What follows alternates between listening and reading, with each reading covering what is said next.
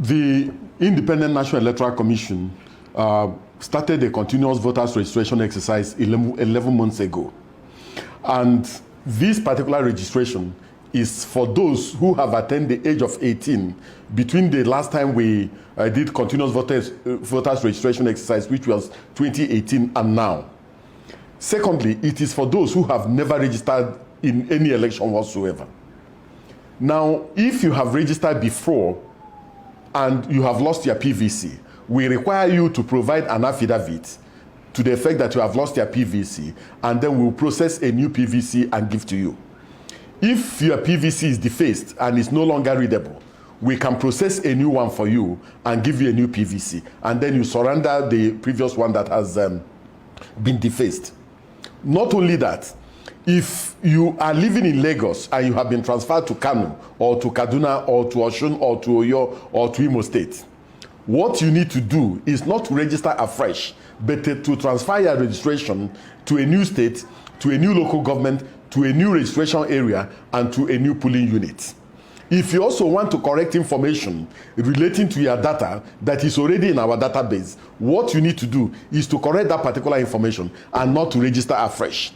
But what people have been doing is that rather than going to go and correct this information, rather than going to report that they have lost their PVC, they go ahead to carry out a new registration.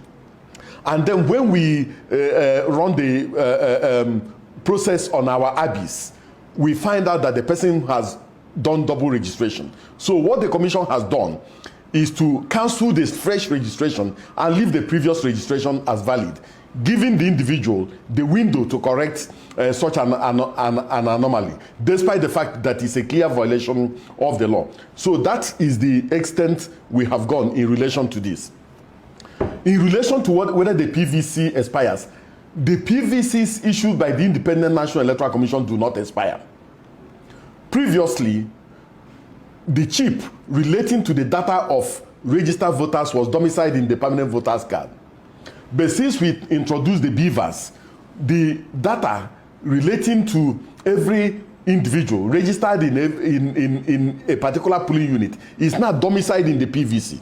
So what we do on election day, for purposes of accreditation, is to look at the VIN number, the last 6 digits of the VIN number of the registrant, and we use it to call up the person's data. If that is not available, we use the QR code or we use the barcode to call up the person's data.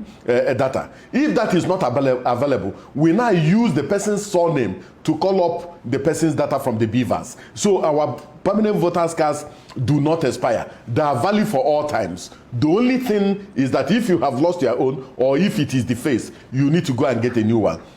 PVCs issued by the Independent National Electoral Commission do not expire because the data relating to each registered voter is domiciled in the BVAS.